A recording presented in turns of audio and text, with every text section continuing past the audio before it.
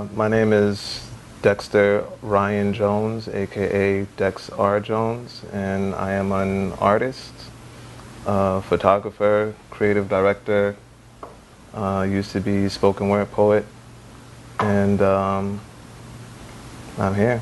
Most people don't know that I was raised by 4 women. My mom, my 2 aunts, and my grandmother. Not a very strong male presence in my life, and I think that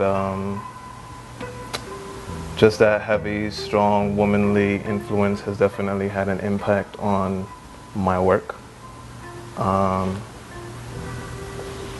and just who I am as a person. I feel like I kind of have like a womanly sensibility about me, and feminine appreciation. I'm very much in touch with my feminine side, but I try to macho that up a little bit. I got into photography somewhat by accident. I mean, photography is something that I was interested in ever since I was a little kid, but I guess I just never had like a reason or the means to like really get into it. But when I went to college, I was taking an advertising design major, and I kind of went into college not really knowing what I wanted to do. I knew that I wanted to do something in the arts, but didn't really know exactly what. And you know, coming out of high school, you always like feel pressure from like your family and your parents or whatever to just like go to college. So I was kind of just like, I'm going to college, not knowing what I want to do. So I just chose a major of advertising design. But as a requirement for the major, I had to take 2 photography courses, 1 film, 1 digital. And, you know, with the courses, you got to buy your own camera and stuff like that. And I was actually terrible in those classes. On paper, my grades were like just not up to par. My technique wasn't there, but I still had like a love and an appreciation for it, to continue with it for, you know, a couple years until I really felt like, okay, you know what, I'm actually good at this now. I really can't answer that question as to when inspiration turns into plagiarism or whatever. I don't know where the line is. It's a very fine line. But there are kind of rules in terms of just like rules of conduct and respect or whatever. Like if you're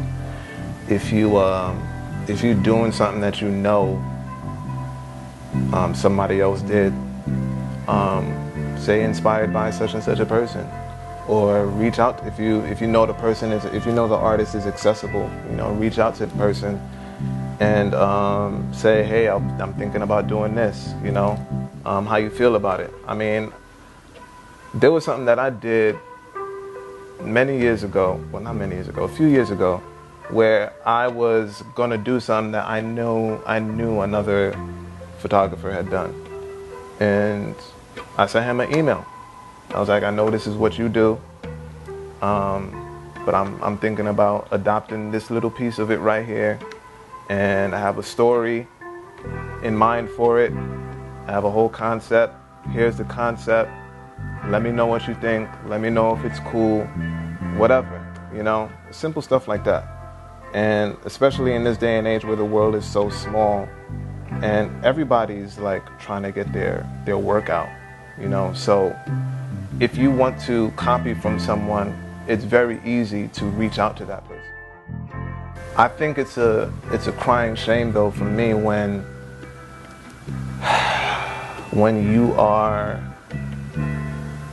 someone who has quote unquote made it in the industry, when you blatantly take something from another artist who is still struggling to make it up the ladder.